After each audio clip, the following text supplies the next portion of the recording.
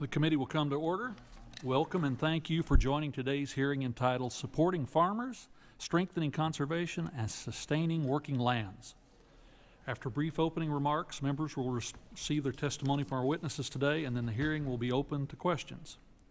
In consultation with the ranking member and pursuant to Rule 11E, I want to make members of the subcommittee aware that other members of the full committee may be joining us today. Good morning. Welcome to today's Conservation, Research, and Biotechnology Subcommittee hearing. Today we'll be examining Farm Bill conservation programs and hearing from a distinguished panel of witnesses for their perspectives. Title II of the Farm Bill authorizes a suite of conservation programs that are critical for supporting the long-term viability of farmers, ranchers, and rural communities. These programs have the dual benefit of supporting the producer and addressing pressing natural resource concerns at the local level. As we have today's discussion, hear about the programs, and discuss potential improvements, it's important that we have some context for why and how our system of farm conservation developed over many years. The roots of our conservation system date back to the 1930s and the actions that the federal government took in response to the Dust Bowl. In the 19th century, the Homestead Act was enacted with the best of intentions, but it had unintended consequences. When settlers came west in search of fertile land to farm, it didn't take long for them to realize that the sandy soils in the southern Great Plains were susceptible to erosion when unprotected, or not protected, I should say, by native vegetation. Coupled with severe drought conditions, this led to massive dust storms in Oklahoma, Texas, and Kansas in the 1930s. Perhaps the worst fell on April 14, 1935, a day that has become known as Black Sunday. The dust storms were so severe, their effects were felt far beyond the southern Great Plains, gathering attention of lawmakers in Washington. Only 13 days after Black Sunday, President Roosevelt signed legislation into law establishing the then named Soil Conservation Service. Renamed the Natural Resources Conservation Service in 1996, the agency administers most of the Farm Bill conservation programs and provides technical assistance for others administered by the Farm Service Agency. Voluntary conservation practices are critically important for supporting agriculture and ensuring we don't have another Dust Bowl again. With this year marking the 90th anniversary of both Black Sunday and the establishment of the now named NRCS, today's hearing is timely to hear more about these programs and how Congress may be able to further improve them. We are currently in the second extension of the 2018 Farm Bill, and rural America badly needs legislation to reflect the current status of agriculture and the rural economy. This extends to conservation programs and reforms we can include to build on the progress we've made in recent Farm Bills. Last year's committee-passed Farm Bill proposed historic new funding for conservation programs by rescinding the unobligated Inflation Reduction Act funding and reinvesting it in Title II. The House-passed reconciliation bill similarly reinvests the unobligated IRA funding into the conservation title. Reallocating those dollars would increase the title's baseline over the long term, making it a permanent investment in conservation programs. It also allows for continued support for orphan programs, increased funding for successful programs like Small Watershed program, and the creation of new forestry easement program. In addition to funding, last year's bill placed an emphasis on science, technology, and innovation. The bill makes precision agriculture specifically eligible for cost share under EQIP and CSP, requires more frequent updates to conservation practice standards, and creates an Office of Innovation at the Office of the Secretary. The bill streamlines RCPP, provides common sense flexibility for ACEP, and reforms the Technical Service Provider Program. The bill also proposes a modernization of CRP and focusing the program on marginal lands by incorporating soil capacity class into rental rates for general enrollment. These are all welcome changes intended to improve program administration and make them more producer-friendly.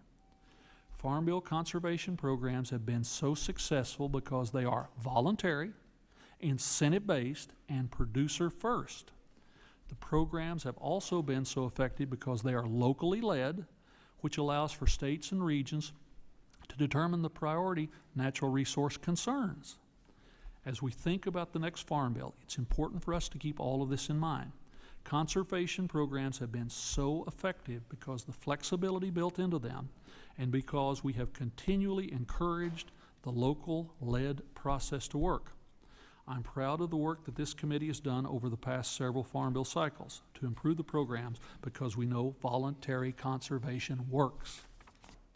I'd like to welcome all of our witnesses today and thank Ranking Member Takota for her partnership on this hearing. And with that, I yield to the Ranking Member for any opening remarks that she would like to provide. Thank you very much, Mr. Chair. Good morning. Aloha, everyone. Thank you for being at our convening today. As Ranking Member, I'm proud to join you and our colleagues in reaffirming a shared commitment to supporting America's farmers, ranchers, and producers through smart, effective conservation policy.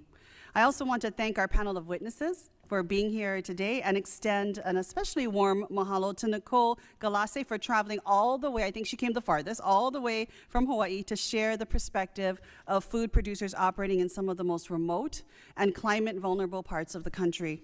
Now, let's begin with some common ground. USDA conservation programs work, whether it's EQIP, CSP, ACEP, RCPP, the whole alphabet soup of acronyms. These programs provide practical tools to improve soil health, manage water more efficiently, and keep operations productive and resilient. But here's the hard truth. The weather isn't what it used to be, no matter what you want to call it.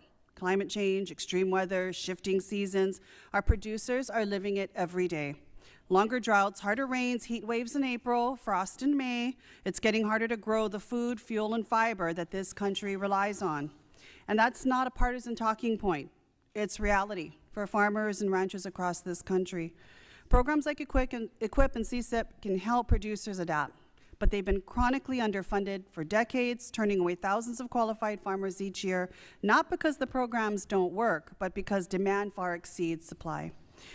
That's why the Inflation Reduction Act was such a turning point. The conservation investments in the IRA weren't just a budget line, they were a statement. A bold, time-limited, once-in-a-generation effort to meet demand head-on and finally give producers the access and the technical support they need to take on the challenges they're facing today. Now, yes, we've seen bills that move IRA dollars into the baseline USDA conservation budget, and that is a good thing.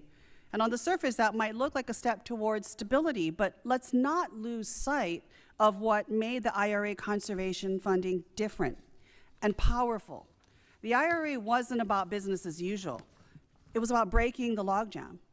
It opened the floodgates to let more farmers and more ranchers get the support they've been asking for many, many years. And let me be clear, this is not about left or right, it's about forward. Whether you're in red states, blue states, purple states, or farm country right in between, producers are not asking for politics. They're asking for access, for flexibility, for conservation tools that make their land more resilient, their water more efficient, and their operations more secure, because their livelihoods, as you all know, depend on it, and so does our nation's food supply. So as we move forward, whether a farm bill or broader conservation planning, let's protect not just the dollars, but the spirit behind what was in the IRA. Urgency, scale, and the recognition that changing conditions require bold action, not modest tweaks. So let's make sure that in the name of stability, we don't slip back into scarcity. Our producers don't need diluted promises. They need real, timely, farmer-focused support because the weather's not waiting, and neither should we. I look forward to our dialogue today and to working with this committee to continue improving the effectiveness of NRCS programs, supporting our staff, and supporting Americans' agriculture through thoughtful and innovative conservation practices. And with that, Mr. Chairman, I'm looking forward to hearing from our panel, and I yield back. Gentlelady yields back. The chair now recognizes the chairman of the full committee for any opening comments he would like to make. Mr. Thompson, Chairman Thompson. Good morning, everyone. Good morning, everyone, and thank you to our witnesses for being here today. I know it's not easy making the trip to Washington. I really appreciate your willingness to participate in today's hearing. Also want to thank Mr. Lucas for serving as the subcommittee chairman at this critical time. There's no member more capable to help navigate the vital issues of working lands conservation at this moment in time than our esteemed former full committee chair. So thank you, Frank. As a former chairman of this subcommittee, I've been proud to support these programs, and I've seen firsthand how voluntary conservation directly benefits the producer, soil and water, wildlife habitat, and so much more. Title II programs have been so successful for many reasons, fundamentally because our model of conservation is voluntary, incentive-based, and locally led. The locally led part is important, and we must continue to protect that aspect of the programs as we consider reforms within a new farm bill. The Farm, Food, and National Security Act was passed by this committee last year and contains many bipartisan priorities in its conservation title to build on the gains that we've made in recent farm bills. This includes reforms to improve the administration of RCPP, ACP, and the Small Watershed program. The bill encourages more innovation in the programs by requiring more frequent updates to conservation practice standards and makes precision agriculture eligible for cost share and EQIP and CSP. It also proposed a modernization of CRP and important improvements to the Technical Services Provider Program. And while these are just some of the reforms this committee can take to improve the administration of each program, we also have a tremendous opportunity this Congress to bolster conservation programs over the long term with significant new funding. The Farm, Food, and National Security Act also proposed rescinding the unobligated IRA conservation funding and reallocating it into Title II. House Republicans are now trying to provide similar reinvestment through the reconciliation process. Instead of letting the IRA funding expire, investing it would provide additional funding for the programs that we all know work and increase the baseline for the conservation title into perpetuity. Rural America continues to face great economic challenges, and I look forward to working with all of you on strategic investments and policy updates to meet the needs of our producers and the agricultural value chain. Thank you again to our witnesses for your time today, and we look forward to hearing your testimonies and appreciate your expertise with the Farm Bill conservation programs. Thank you, Mr. Chairman, and with that, I yield back. Thank you, Mr. Chairman. I now recognize the ranking member of the full committee, Ms. Craig, for any opening comments that she'd like to make. Thank you, Mr. Chairman. I'm so pleased to be here with fellow strong advocates for conservation programs. Thank you to each of our witnesses for making time to come up to the Hill today, share your expertise with us, and a special shout out to Ms. Galase, who has traveled 5,000 miles to be with us here today. Our farmers are the natural caretakers and stewards of our land. USDA's conservation programs help continue that legacy while diversifying farm income streams and helping farmers' bottom line. Conservation is essential to keeping our farm and forest lands working for generations to come. Over the last decade, my state, Minnesota, has received over $875 million from Natural Resources Conservation Service Programs to help producers with everything from planting cover crops and pollinator habitat to implementing reduced tillage and manure management. For example, in my district in Rice County, conservation champions like John and Debbie Becker have enrolled land in the Conservation Reserve Program to protect the country's only self-sustaining trout stream, and more recently, they've used the Environmental Quality Incentives Program to fund planting cover crops. Of course, that's the county's only, not the country's only. And though the Conservation Stewardship Program, Mike and Kay Pedersen have added critical area plantings of native prairie on highly erodible end rows where erosion occurred year after year. These programs are popular because they work. Moving forward, there are some significant issues I believe we must address to get more conservation on the ground. First, I would be remiss not to mention my significant concern with the current administration's hollowing out of NRCS. In Minnesota alone, we've lost more than 70 dedicated NRCS employees. Without dedicated and qualified staff working from farmer service centers in rural America, these programs cannot succeed. Yet the President's budget recommends completely zeroing out conservation technical assistance further jeopardizing our ability to implement extremely popular Farm Bill conservation programs like EQIP and CSP. This will hurt farmers, not help them. Second, NRCS programs remain oversubscribed.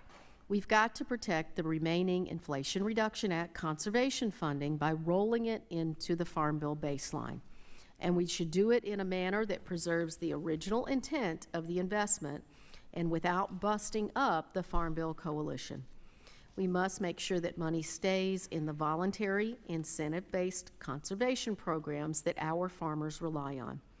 The investments we made in conservation programs through the IRA might be a once-in-a-lifetime, and we shouldn't give up those gains. I'm glad the majority has recognized the importance and success of the IRA and joined us in trying to get this across the finish line. Lastly, it's been too long since we've reauthorized a full 5-year Farm Bill. There are common sense, bipartisan changes that everyone agrees need to be made. I look forward to working with my colleagues, our witnesses, and the broader conservation community to protect and improve the Farm Bill's conservation programs.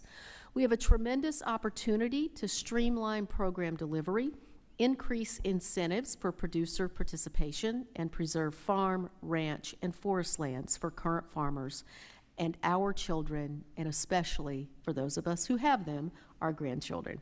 Thank you, Mr. Chairman, and I yield back. Thank you. The chair would request that other members submit their opening statements for the record so that the witnesses may begin their testimony and to ensure that there's ample time for questions.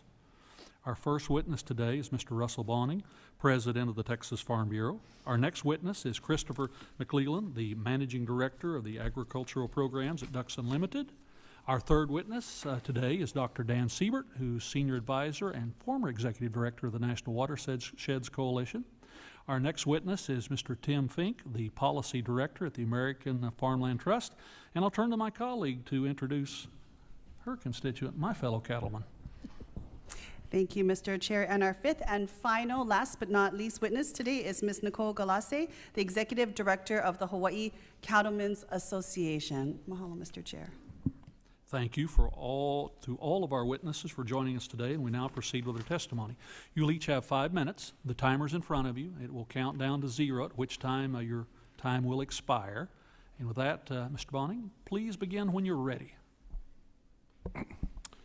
Chairman Lucas, Ranking Member Takeda, and members of the subcommittee, I appreciate the opportunity to be here and testify today. My name is Russell Boening. I'm a 4th-generation farmer and president of the Texas Farm Bureau.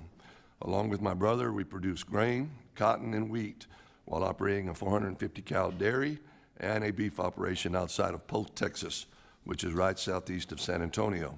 It's an honor to be here on behalf of our member families of the Texas Farm Bureau. Voluntary conservation practices have become a cornerstone of modern agriculture. Our family implements conservation practices to improve water quality, soil health, and wildlife habitat while keeping our land productive. But we are not unique.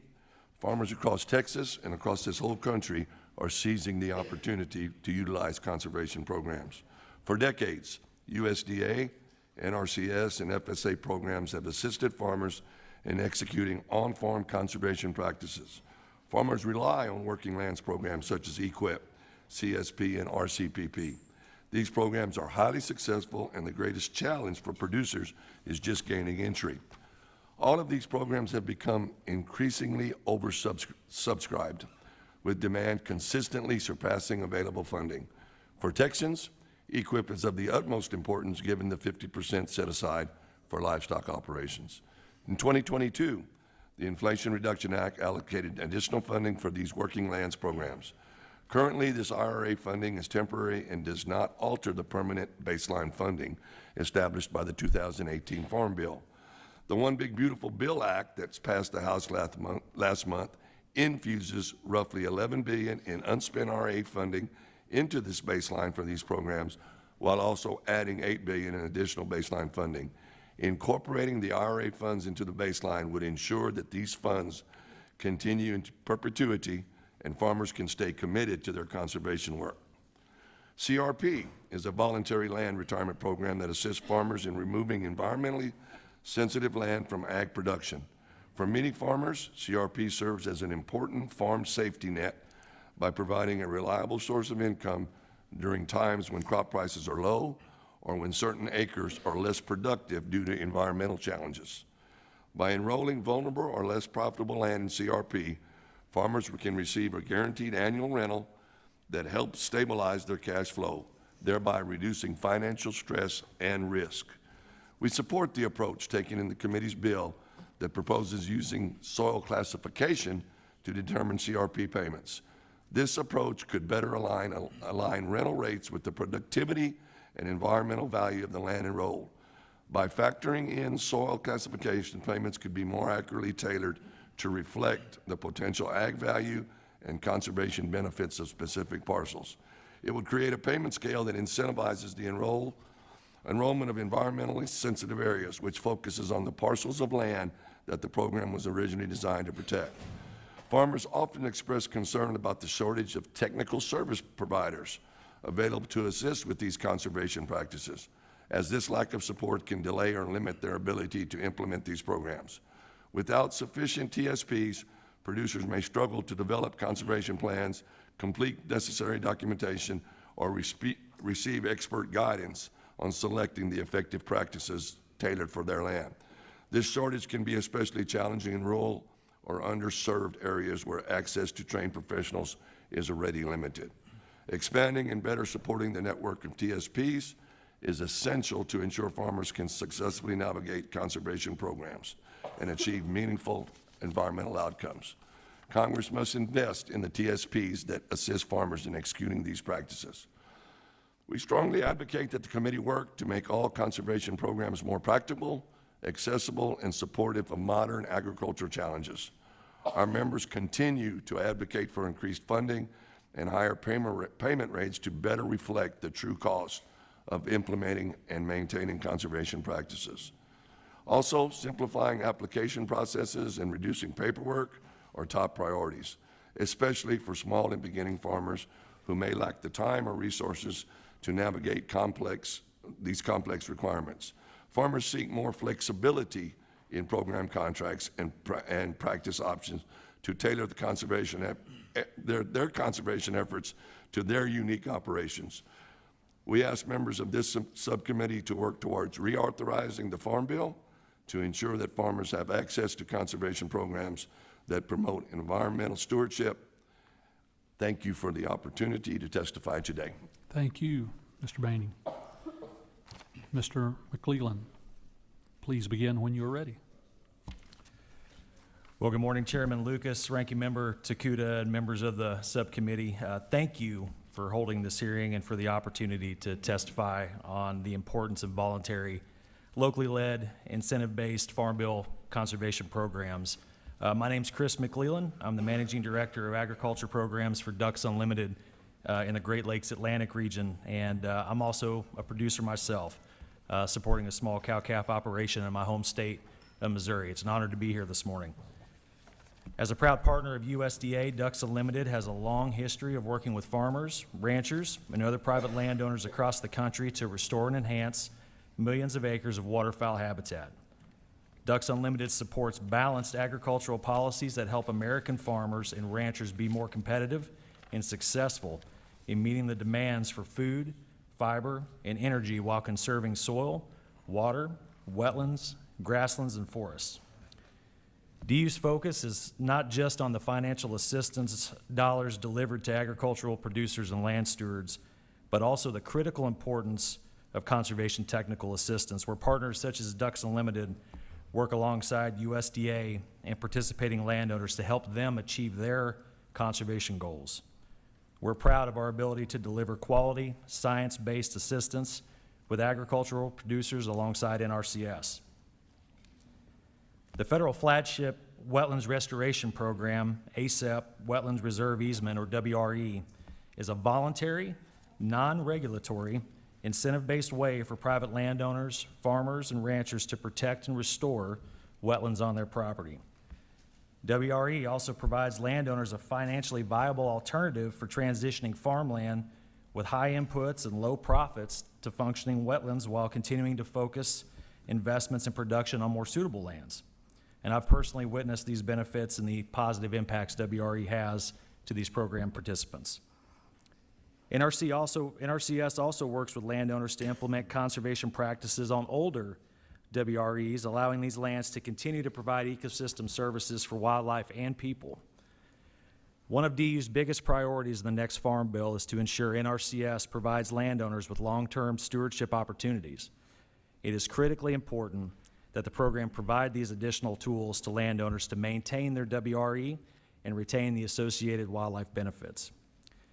Mr. Lucas, as you know, the Regional Conservation Partnership Program, which was originally authorized while you were chair of the committee, has been a resounding success. The rice industry's symbiotic relationship with waterfowl led DU to a historic partnership with USA Rice.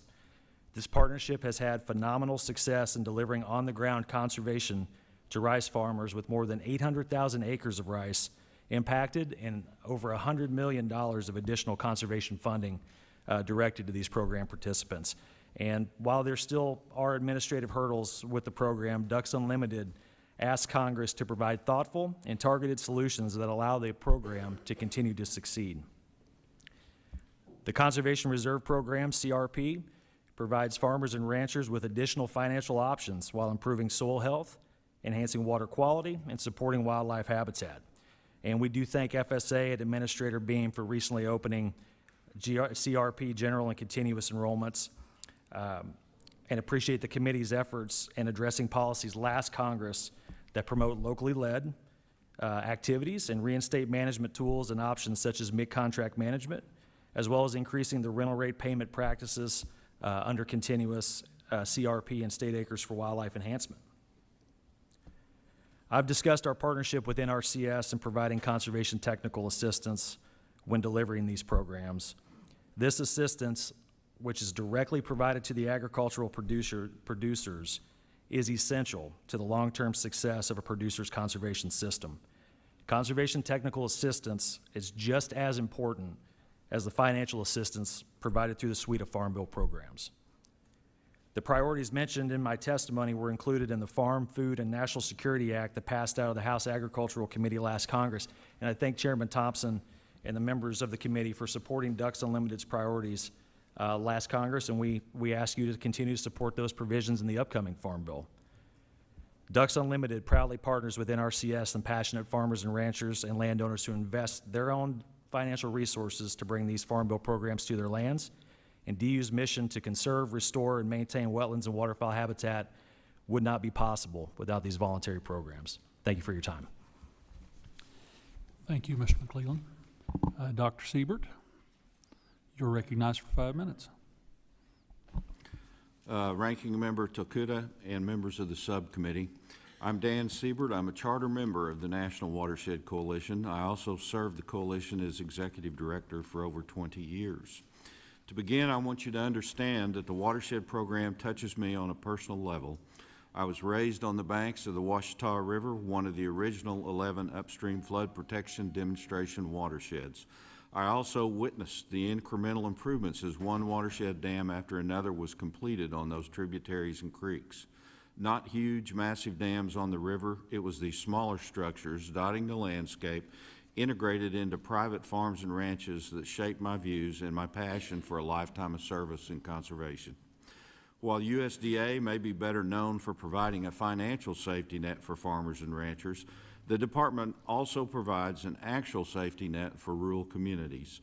The Watershed and Flood Prevention Program is vital, but often overlooked infrastructure program in the NRCS portfolio.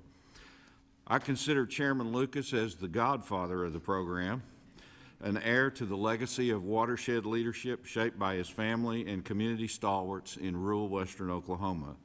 The reason behind this is simple.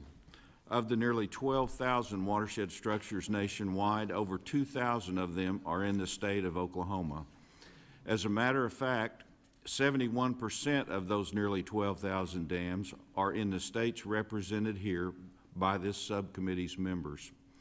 The Watershed Protection and Flood Prevention Act authorizes NRCS to work with local sponsors to install watershed improvement projects.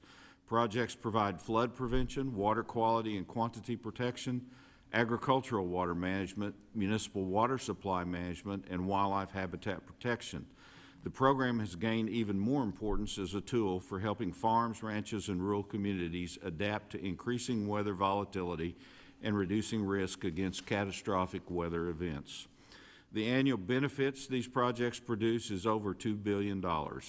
There are watershed project structures in 218 congressional districts across the nation. As a result, more than 48 million people across the United States benefit from the Watershed program every year. A crucial part of the Watershed program is the dam rehabilitation program. Many dams today are in a far different setting than when constructed. In addition, many of these structures built by NRCS had a design life of only 50 years. Since most of this construction occurred from the 1940s to the early 70s, many of these dams are now past their design life and they show the effects of aging. Mr. Lucas led the development of rehabilitation legislation in 2000 that ensured the nation's investment in the Watershed program had the opportunity to continue into the future. Under this program, dams are selected for rehabilitation through analysis and a rigorous assessment process. I cannot overemphasize the importance of Congress and the USDA as full partners in the Watershed program. We do think there are improvements to be made to the program. Our Farm Bill priorities are quite simple. Increase funding to the program, increase the flexibility of the program's authority to make repairs that go beyond routine operation and maintenance, which is required of the local sponsors, but falls short of the threshold for full rehabilitation.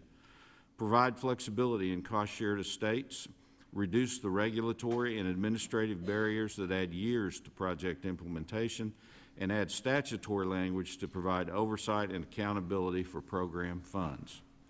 The National Watershed Coalition is pleased to see its recommendations integrated into the Farm, Food, and National Security Act of 2024. We cannot thank Chairman Thompson and Subcommittee Chair Lucas enough for their support of these policies, and we look forward to working with them and the other members to continue this work into the next Farm Bill. I will conclude where I began. The implementation and success of the Watershed program shaped my life and the Western Oklahoma communities that thrived under the umbrella of protection these structures provide. Similar stories can be found across the nation where, in a blend of federal, state, and local partnership, these projects have been successfully implemented. As we look to the challenges and the need for increased resiliency in our agricultural production and the communities which support it, the Watershed program is more important today than ever in history. Thank you for your career involvement in this, Dr. Sebert, and clearly it's a classic example. If you work long enough and hard enough, you can still do good things in this country. With that, I turn to Mr. Fink. Please begin when you're ready, sir. Chairman Lucas, Ranking Member Takuda, and honorable members of the committee. I'm Tim Fink, Vice President of Policy for American Farmland Trust, an organization founded 45 years ago to protect farmland, advance sound farming practices, and keep farmers on the land. I thank you for the opportunity to testify and applaud the committee for its continued work in strengthening our nation's voluntary Farm Bill conservation programs. While AFT is a broader Farm Bill platform, our testimony today will concentrate specifically on the Agricultural Land Easement sub-program of the Agricultural Conservation Easement Program. Farmland is too often viewed as an unlimited resource. But according to AFT research, in the first 15 years of this century, we've lost 2,000 acres a day. That means 11 million acres of farmland were paved over, built up, or converted to uses that otherwise threaten agriculture. This is the equivalent of all of the acreage in the U.S. devoted to fruit, nut, and vegetable production. AFT research projects that without further policy intervention, we're likely to lose 18 million more acres of agriculture development by 2040, and many communities are already seeing this prediction being outpaced. Continued conversion of this finite resource threatens our food security, our national security, and the viability of our agricultural sector. Put simply, no farms, no food. It is also pushing production in the marginal lands and slamming the doors shut to the next generation of producers. Agricultural conservation easements are essential to stemming this tide. They offer landowners a vital option, a way to extract equity from their land without selling it for development, which is often the only option for a land-rich, cash-poor farmer when they reach retirement or face family or business expenses. Land under easement remains in private ownership and on the tax rolls, and it can be transferred to a new owner at any time with the easement conditions running with the land. Such easements benefit farmers, the farm, the community, and society as a whole. Here are 4 ways. First, easements support reinvestment in agriculture.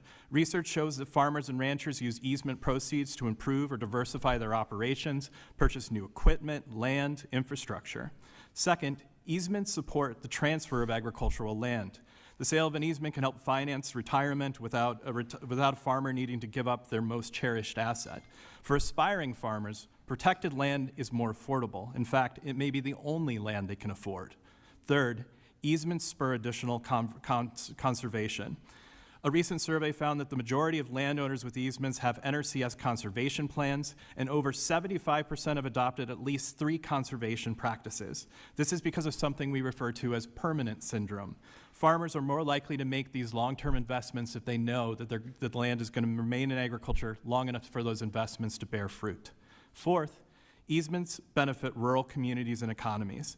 A 2022 Montana study found that between 2014 and 2021, every ASIP dollar spent yielded nearly twice that amount in economic activity. These investments also supported over 1,000 local jobs. It is for these reasons that 30 states and over 100 local governments invest in easement programs. That list now includes the state of Tennessee. AFT was also pleased to see Secretary Rawlins point to the benefits of ASIP-AL as part of the administration's Farmer First agenda. We are grateful to this committee, and especially to Chairman Thompson, for championing important easement reforms in the Farm, Food, and National Security Act of 2024. I will highlight just a few. First, the bill would increase long-term funding for conservation programs by transferring unspent IRA conservation dollars into the Farm Bill, a measure also included in the recent reconciliation package.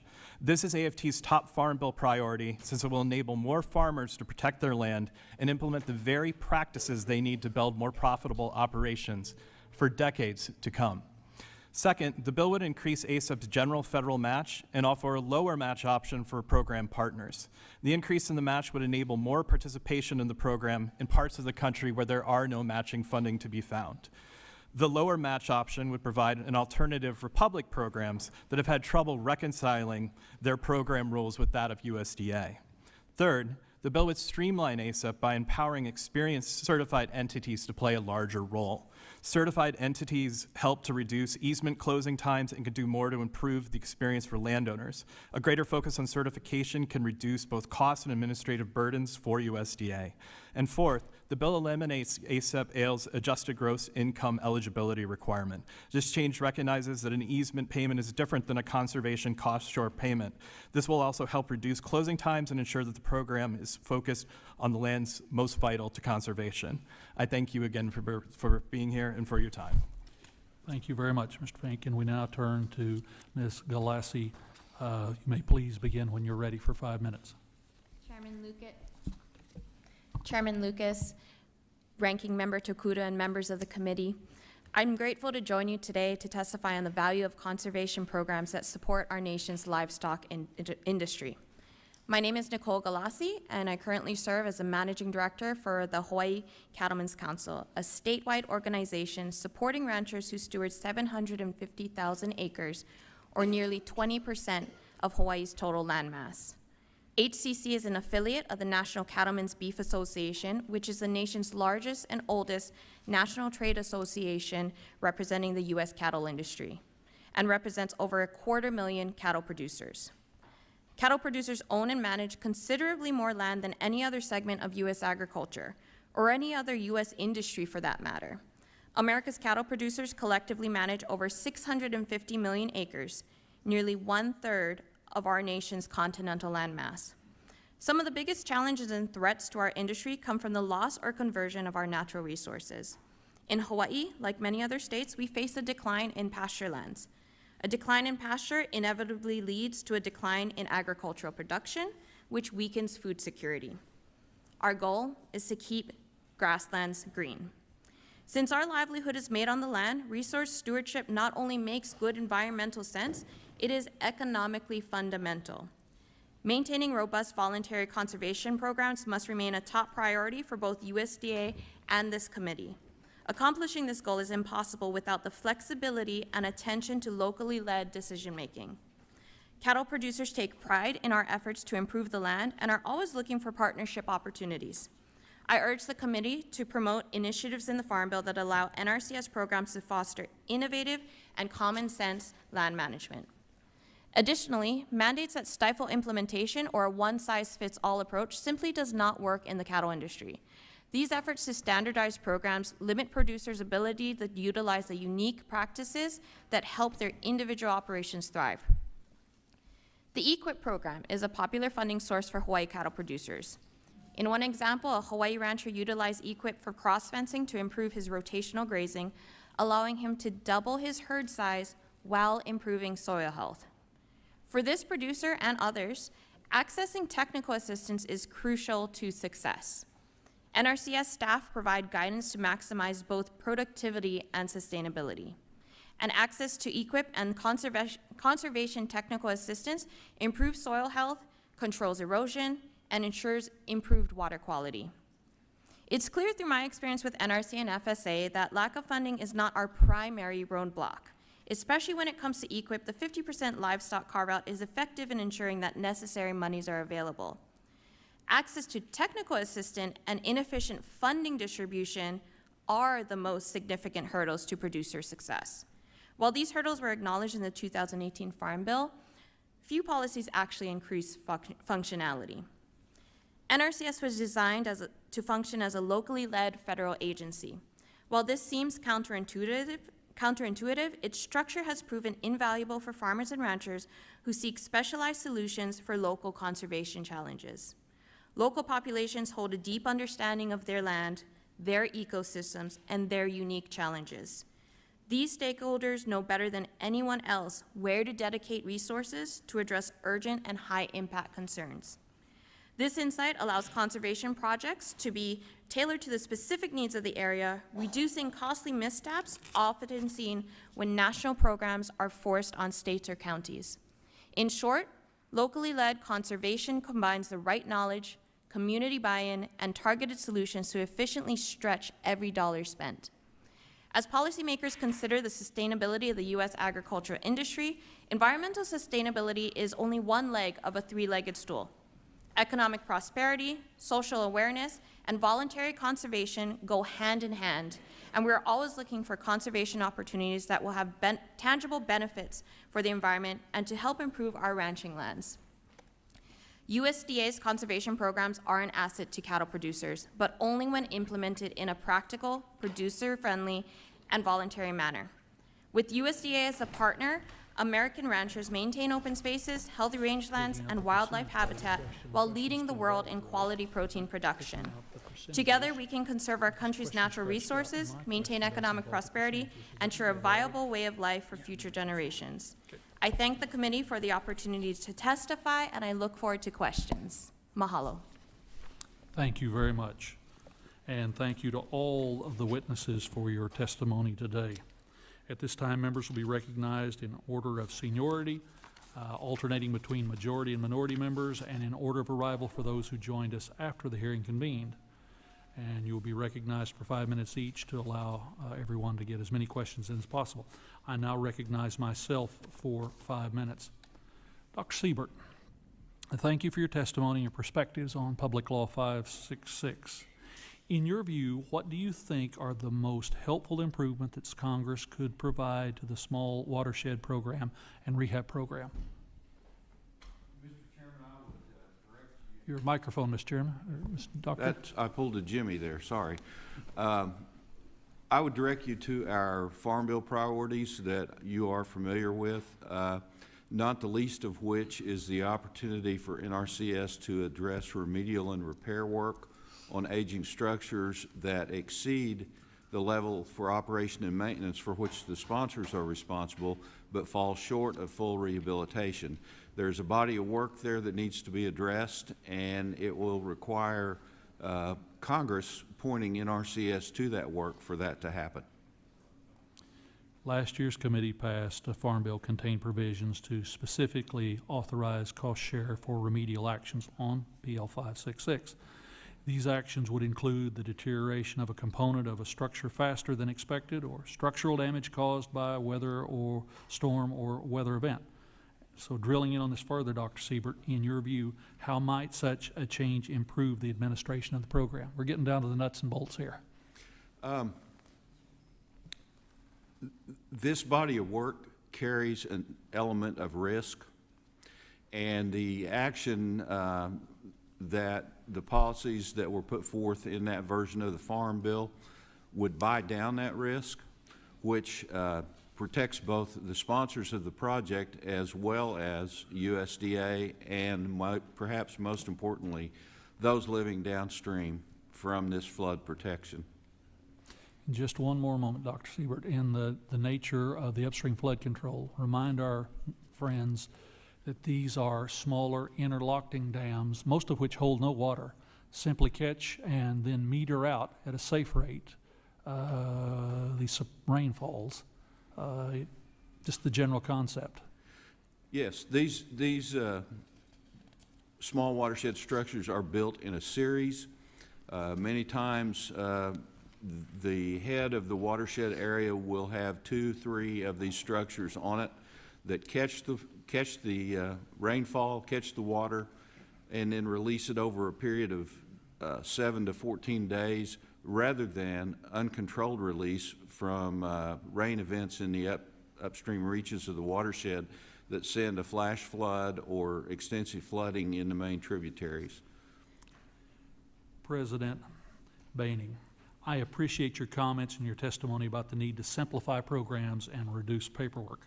In recent farm bills, particularly the 2014 Farm Bill, Congress was successful in program consolidation and simplification.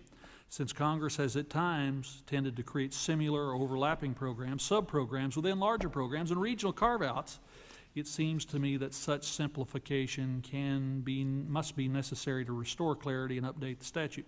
What are your thoughts about recent efforts in Congress to streamline and simplify programs? Thank you, Mr. Chairman. Well, the short answer there is we're very appreciative of that. That's one of the things I kind of said in my testimony. What farmers and ranchers face, remember, we want to farm and ranch, and that's what we do. And when things can be simplified, when we walk into the USDA offices, it is much appreciated. So as we work through this, we appreciate keep that thought in mind. Absolutely. It's hard to believe, having chaired this subcommittee some time ago, how far we've really come. The dramatic increases in the conservation spending in the 2002 program, and now this effort to take one-time money, what remains of it, and turn it into a permanent increase in baseline to work from. I think all of us in the conservation movement together, all of you and all of your supporters back home, we've had amazing success considering the ever-increasing challenges of legislating in the modern world. With that, I thank all of you for answering my questions and your participation in these programs. And I turn to my colleague, the distinguished ranking member from Hawaii, for 5 minutes for questions. Thank you, Mr. Chair. In 2022, USDA launched the Partnerships for Climate Smart Commodities Program, or CSC, which provided funding and technical assistance directly to farmers to help them scale climate-friendly practices like cover cropping, tillage management, and prescribed grazing, to name a few. This program was overwhelmingly popular, and food producers across the country leveraged $3.1 billion in CSC funding to get shovels in the ground on cost-effective, partnership-based conservation projects. That was until April, when USDA abruptly canceled the program, claiming that CSC projects didn't prioritize direct payments to farmers. But in reality, farmers were receiving direct financial and technical support, often exceeding the arbitrary 65% threshold for direct payments, including in the administration's new Farmers First priorities. Now, more than 14,000 farmers covering 3.2 million acres across the country are left wondering what will happen to their planned conservation work, in some cases already investments made.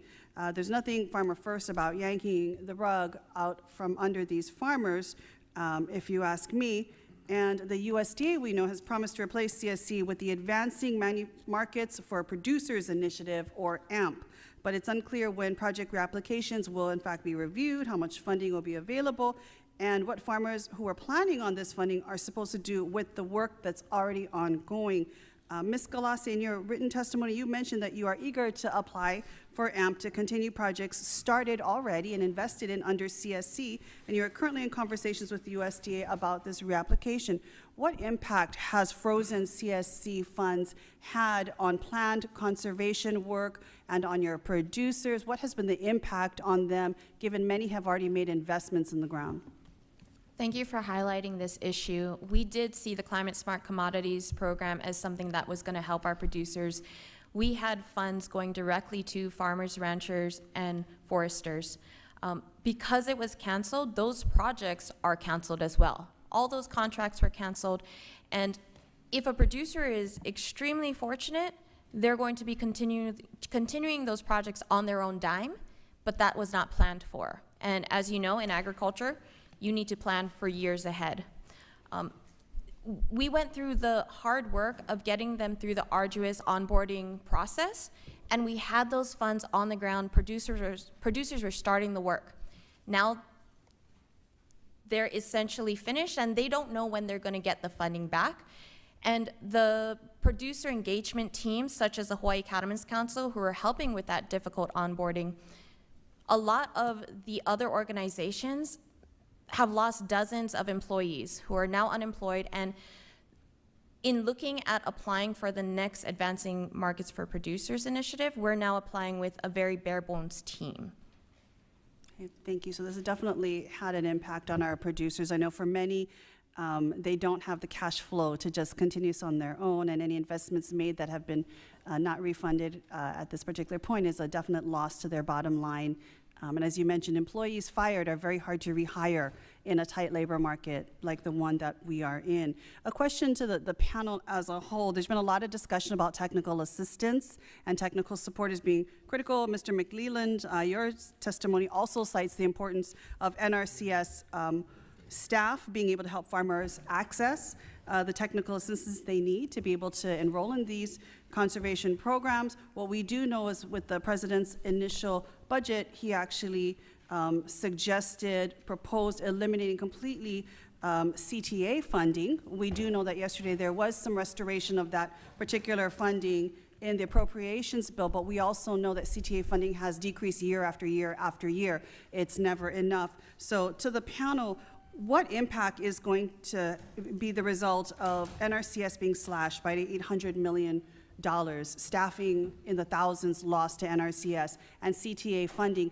actually decreasing, not increasing, in terms of rural farmers, underserved farmers being able to access this critical conservation funding that we are trying to provide?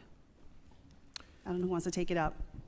Yeah, it all starts with technical assistance. The need for support that we understand from the producers and the growers out there, that's where it starts, from facilitation to getting into the right program to ensure that we're helping them address their goals and objectives.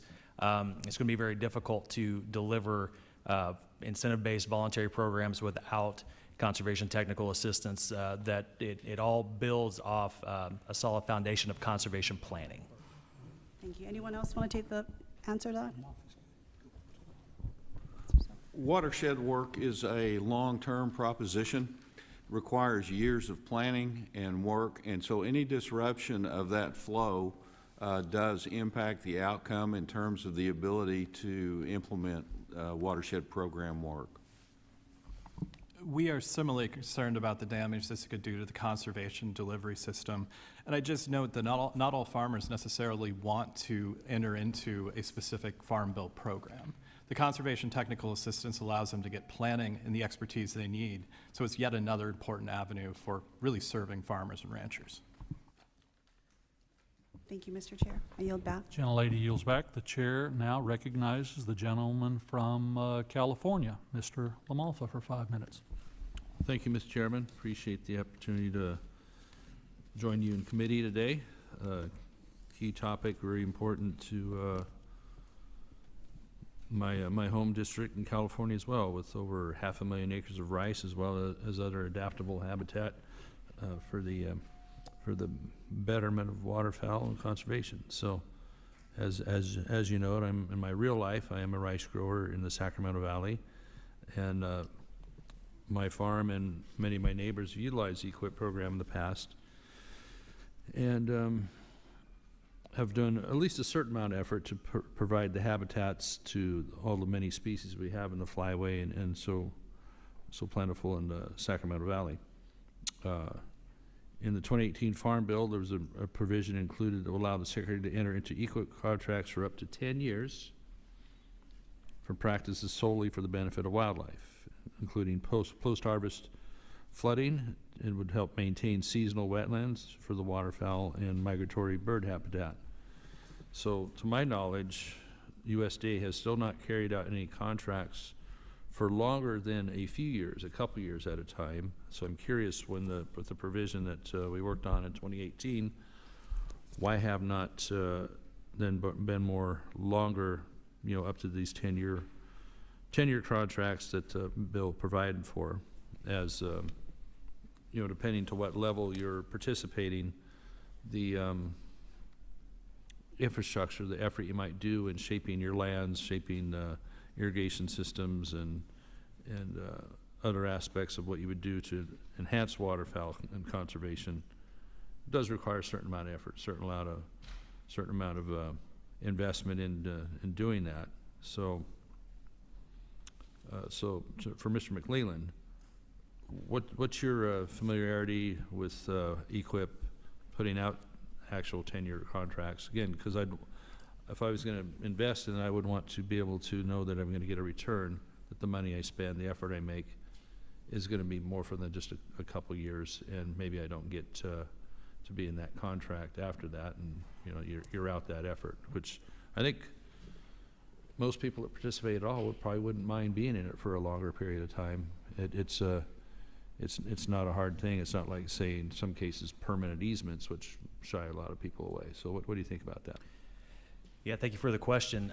It's certainly good to have that option for sure. And each contract, each interaction with that producer, it's very tailored to their operation. So we work with them and are very sensitive to that. We haven't seen as many 10-year contracts as we probably would have expected. Generally, average around 5. You have seen some tenure, though? I have seen some, yes. And but what state or what region they would be in where you're seeing that happen? Arkansas. Arkansas. Yeah, and we have definitely seen 5 years be the norm. The 1 to 5, and that generally ends up being a function of the operation and the preference of the landowner. So do you hear clamoring by growers for the 10-year contracts, or is it really a low demand situation? What do you? It has seemed like to be a more low demand situation. Because we have run into anecdotes, at least on that, where we're wondering why NRCS is not allowing them or processing them or what have you as defined in the 2018 Farm Bill, to give that additional flexibility and long-term, depending to what level, to what stage you're practicing. I'd want to know if I'm making significant changes in my operation, that if it worked for me or a neighbor or whatever, that you would have that option. But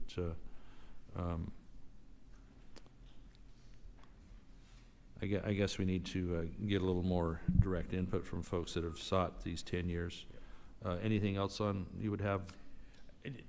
Again, we would advocate for as long we would like to see as long a contract as we can get. So 10 years is good, but definitely need to take some look at the implementation side of it. Well, it is very important we tailor these to Yes. individual needs, as you mentioned. Yes. At the top there.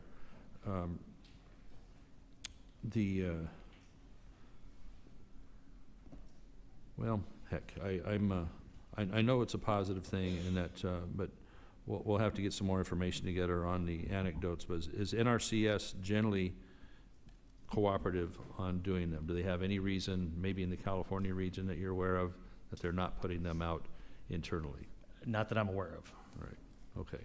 Well, we'll follow up on that. So any thoughts you have, and anybody else on the panel, I ran out of time already on that, please send that along to my office if you wish. So thank you. I yield back, Mr. Chairman. Gentleman's Thank time you. has expired. The chair now recognizes the gentlelady from North Carolina, Ms. Adams, for Thank you, 5 Mr. minutes of questions. Thank you, Mr. Chairman. Thank you, Madam Ranking Member.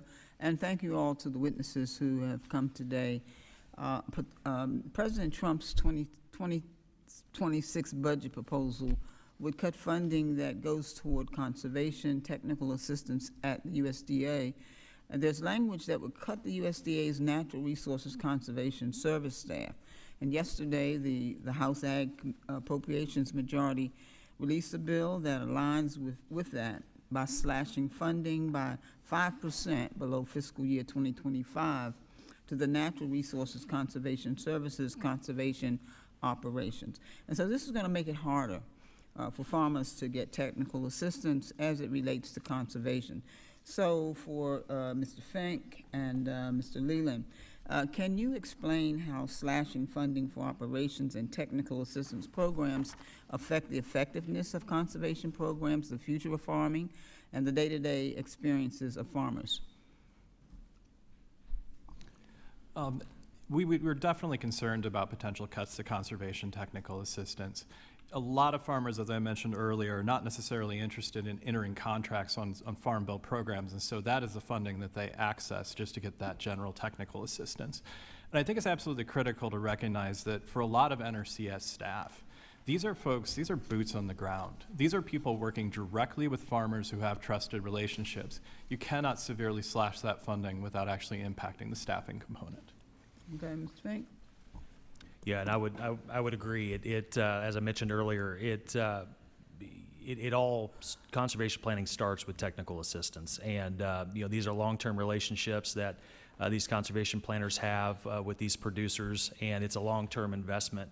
As Mr. Fink mentioned, some may not be looking for participation in a program. They just be looking for recommendations and advice on what to address a need or a concern that they have. And so those are that's a very important piece of the foundation.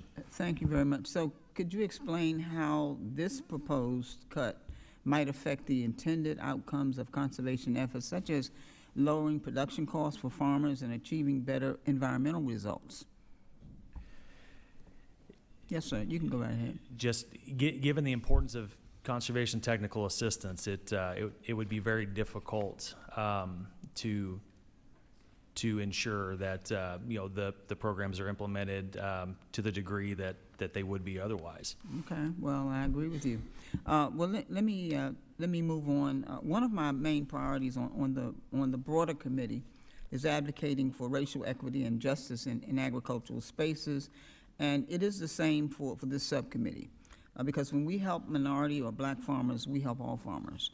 And one of my signature bills, Justice for Black Farmers Act, has a few provisions related to conservation, such as using mandatory funding to support conservation technical assistance at the USDA and the Conservation Stewardship Program.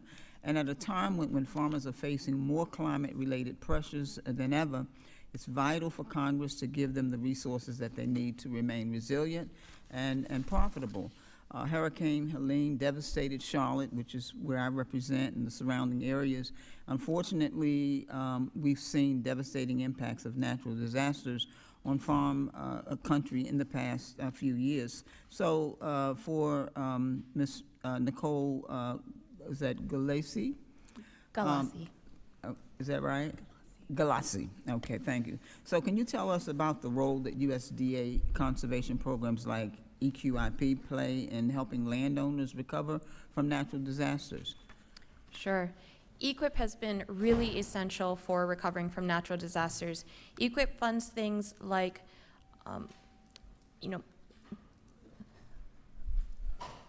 EQIP funds things like putting in,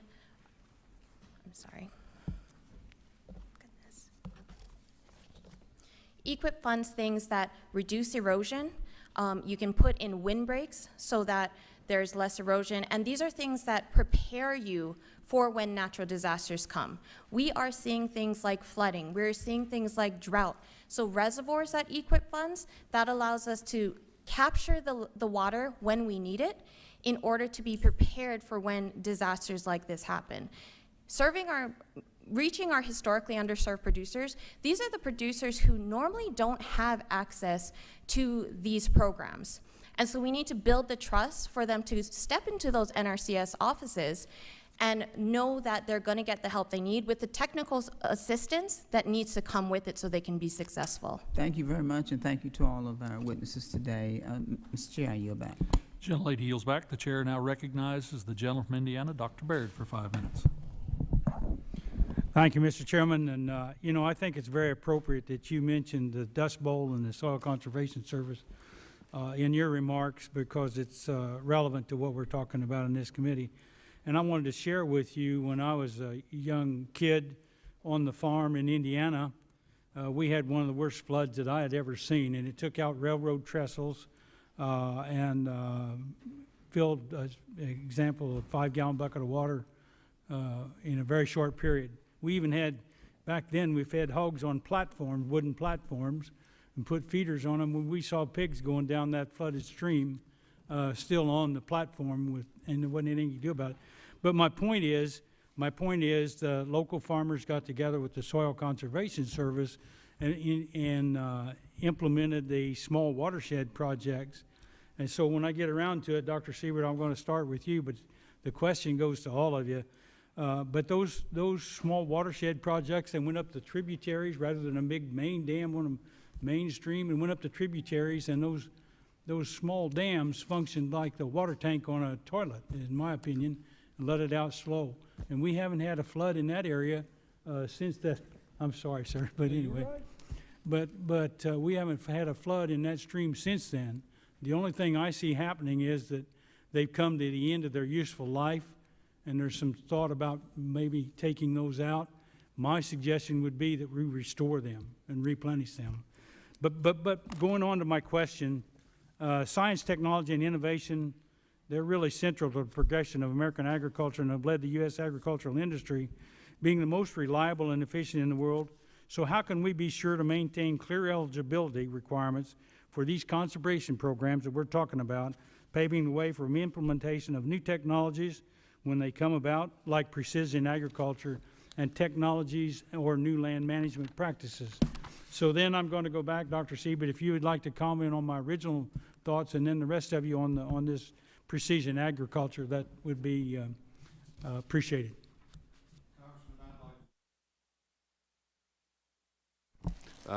To speak I'd rather do that than be here to tell you the truth, but anyway.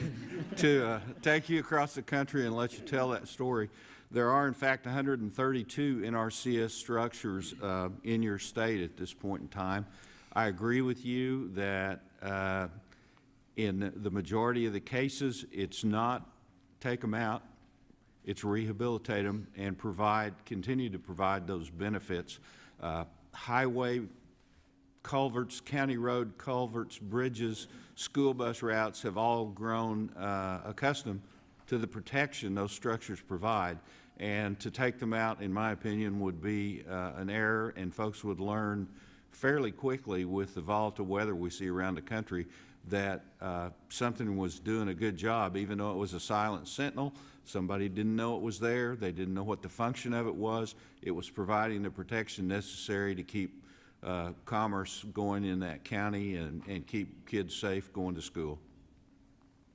Thank you. So anyone else, starting with Mr. Boening, anyone else have a comment in this regard, especially about precision agriculture? Yes, sir. I would like to comment, and I appreciate the question. I got to thinking here when you went down that road, how much has changed in my 43-year farming career.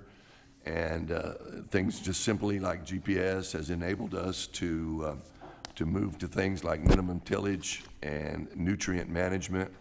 And those are all conservation efforts as well. When you think about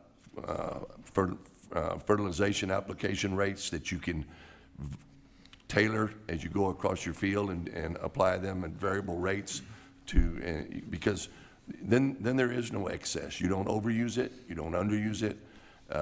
So precision ag has been just really, and I'll share this, it's been a little difficult to keep up when you get, I think my 8-year-old grandson will be able to help me here pretty quick on some of that stuff. But no, it's been, and it really ties into conservation because, like I said before, you can manage your nutrients, you can not overuse fuel.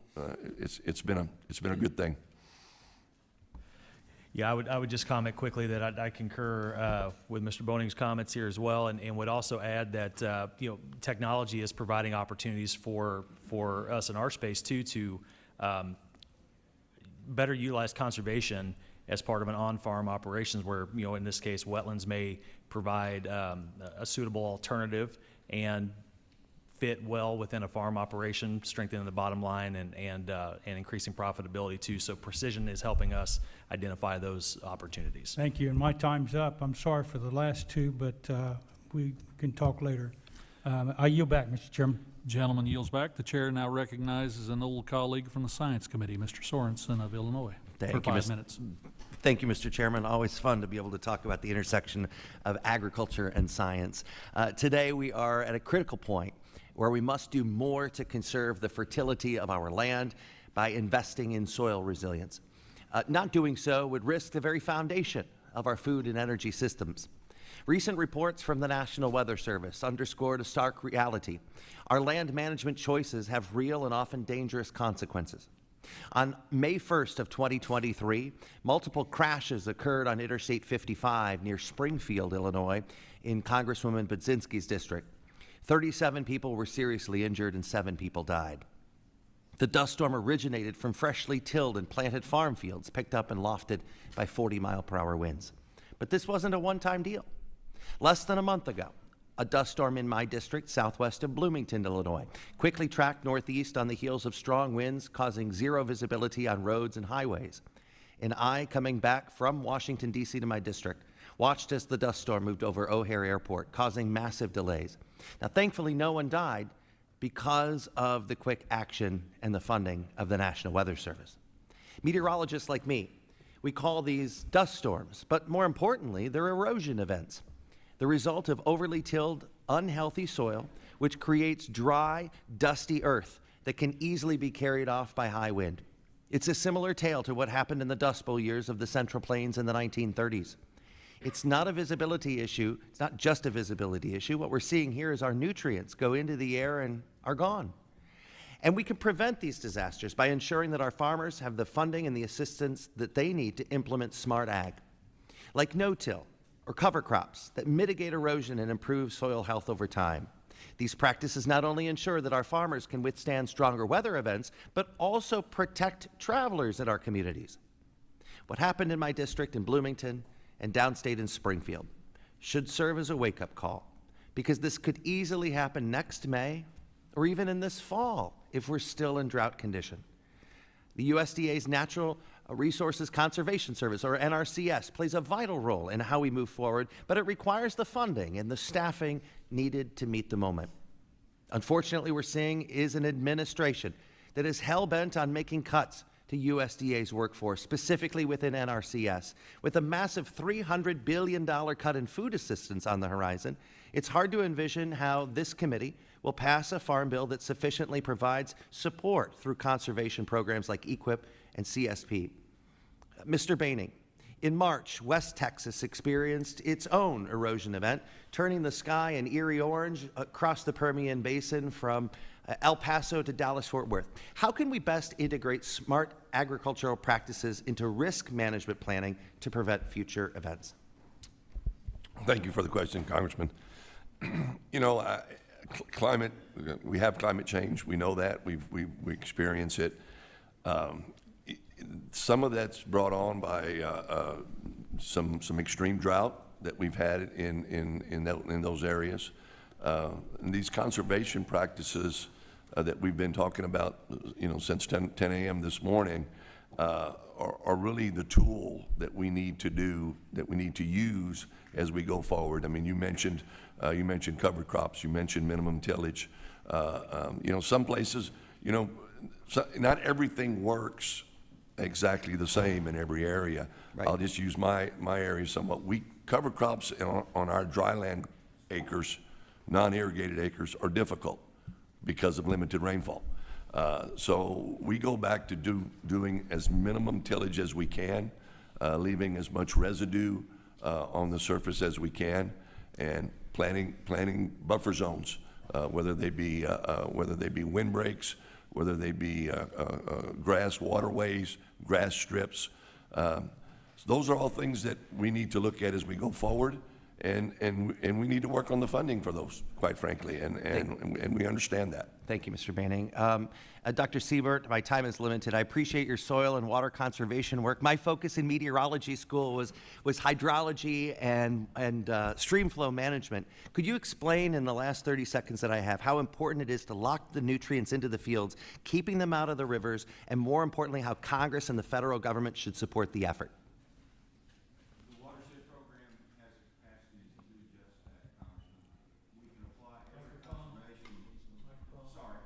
We can apply every conservation practice we know, and all it takes is one flood to take that away. So by controlling the flow of water across the land, we can lock things in place and have those remain where we have adequate production. I love your idea of an all-of-the-above approach. Appreciate you all. And Mr. Chairman, I yield back. Gentleman's time has expired. The chair now recognizes the full committee chairman of the committee, Mr. Thompson, for 5 minutes. Mr. Chair, Ranking Member, thank you both. The one big beautiful bill as passed by the House provided key investments for farmers and ranchers. This included necessary updates to the farm safety net, investments in livestock security measures, research, and trade promotion. It also rescinded unobligated IRA conservation funds and reinvested those dollars into the standing conservation programs. By doing so, we will have eliminated the climate sideboards and returned the funding to meet an important core principle, locally led conservation that benefits all farmers. Mr. Banning, how important are these investments for our agriculture producers? The simple answer there, Mr. Chairman, is of the utmost importance. Those, we've talked about all morning here, these programs were successful, and Chairman Lucas mentioned it in his opening statements. Because they're flexible, they're voluntary, and they're locally led. So those programs are what farmers have worked with and benefited from and over the years. So, quite frankly, and it's not just the farming and ag community that benefit from it, it's our rural communities. It's all of those things that, so those investments are of the utmost importance to farmers and ranchers. So isn't it true that in addition to just the fact that American agriculture can be defined as science, technology, and innovation, that coupled with this type of investment, and these programs really help to contribute to the fact that our farmers, ranchers, and foresters are the climate champions of the world. With the amount of carbon they sequester, and the beauty of it in agriculture, when we sequester carbon, we manufacture topsoil, which means we grow things for the benefit of everyone. Yes, sir. Yes, sir. The Inflation Reduction Act required that funding provided by the law for conservation programs could only be used for climate-related practices, thereby restricting funding for many other practices otherwise eligible under the program. And some very credible individuals, including the NRCS chief during President Obama's administration, for one, have said it would be best if the sideboards were taken out so that the state technical committees and local groups can decide which practices work best for the natural resource concerns that they wish to address. Through the current reconciliation process, we are trying to reinvest those IRA unobligated conservation funding, as we've talked about in this hearing already, into the existing conservation programs to provide a permanent increase to the title's baseline. In doing so, we'd also remove those climate sideboards required by the IRA to allow for more local prioritization. I'll just open this up to all of our panelists. Do you agree that reducing or removing the climate sideboards would better allow it to be locally led process to be able to work and be able to use conservation practices that, that may vary depending on, where in the country the farmer is actually farming? I can think of many places where cover crops, if you put a cover crop in, it would suck every last bit of moisture out of the ground, and you wouldn't be able to grow a cash crop. And some places where a cover crop, it gets too cold too soon to be able to do planting like that. So I'll just open it up for anybody who would like to comment on that question. I'll just go really quickly. So by opening it up, removing those sideboards, it goes back to the same things we've been talking about: being flexible, being locally led, and it's still voluntary. The climate smart practices will still be eligible. So it goes back to the core of how these programs work the best. Yeah, I will second that to say at Ducks Unlimited, we are fully supportive of locally led, voluntary incentive-based conservation programs that are flexible, farmer first, and that certainly would be the case in this instance. Very good. As an organization, AFT is very supportive of climate smart practices. They're essential to the profitability of farmers. But the number one thing that is limiting the ability to get these practices on the ground is total available funding. We support the transfer of this funding with or without those sideboards. And any comments, I'll just finish with that, won't be a part of the Farm Bill, but it is a law today. USDA, the Biden administration just never really got it together.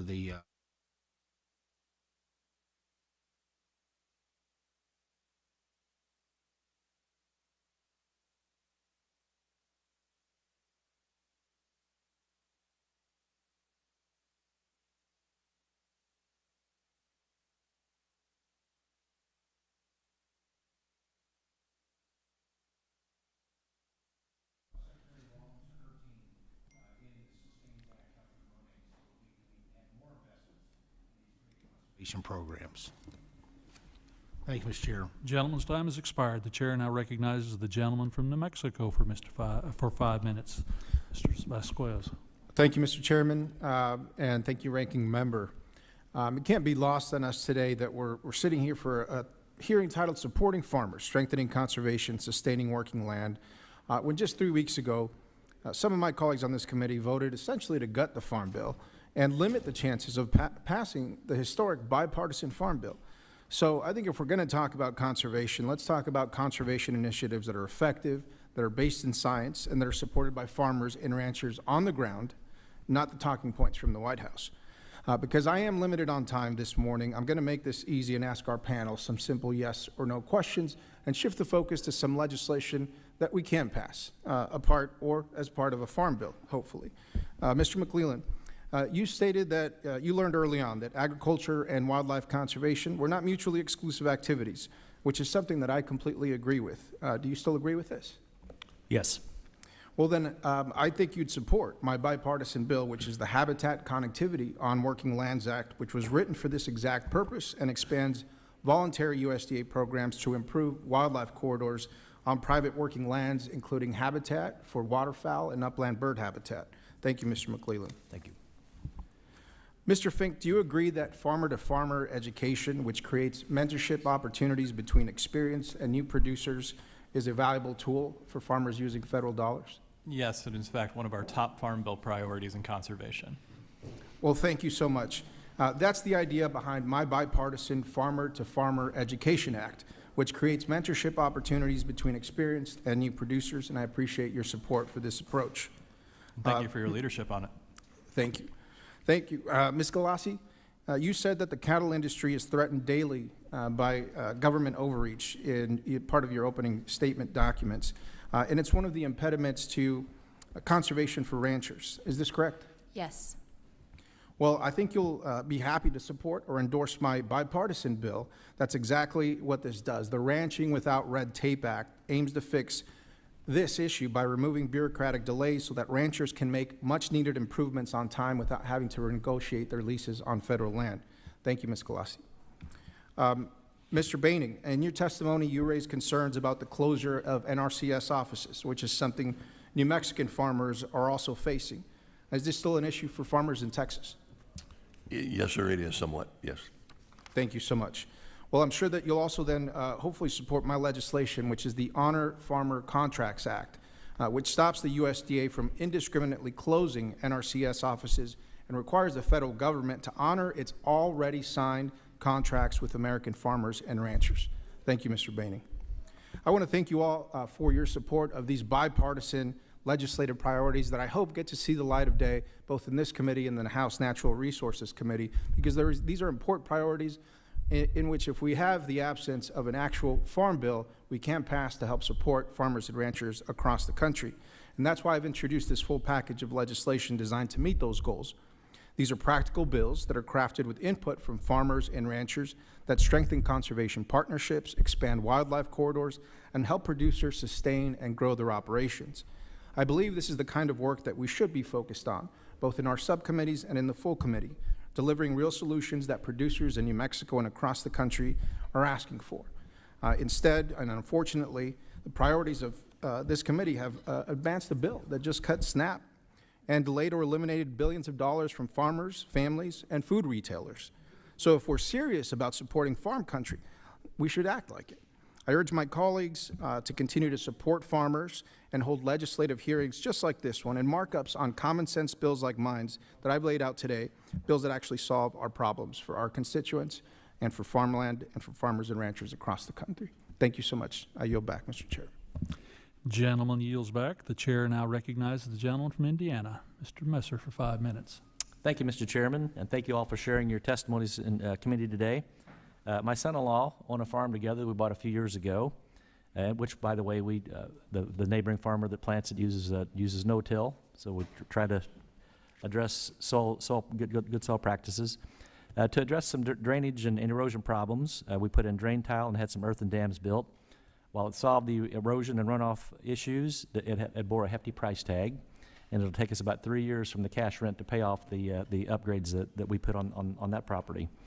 On the committee, we say all the time, farmers are the best stewards of our land by investing in soil conservation, but investing in soil conservation practices is neither cheap or risk-free. The programs we're discussing here today help producers bridge the gap. Mr. Boening, in your testimony, you mentioned that technical service providers play a vital role in helping producers reach their conservation goals, especially as they work through the application process. One of the complaints I hear from farmers back home is the complexity of the program application. To give some context, could you share what a typical application looks like and why it can present a barrier to entry? Thank you for the question, Congressman. And I'll just, as a quick aside, you mentioned drainage tile, and as a young farmer many years ago from South Texas, I had to figure out what drainage tile was, why it was important, because we don't have that issue in most of Texas, as you well know. There's really not a typical application process. That's really the deal. They vary immensely often from county to county and state to state, for sure. There's a multitude of programs, as you well know. There's different environmental and conservation practices that work in those different areas. There's a ranking and scoring component of these applications. So I guess, not to disagree with your question, but I would just say that there's not a really typical application process, and that's, for us, that's why it ties back to the technical service providers, the local folks that know the areas, that know their county, that know their region, that can provide that expertise as our farmers and ranchers navigate these application processes. Okay, well, thank you. Mr. McLeland, would you like to comment on the application issue from the lens of the RCPP? Yeah, absolutely. I think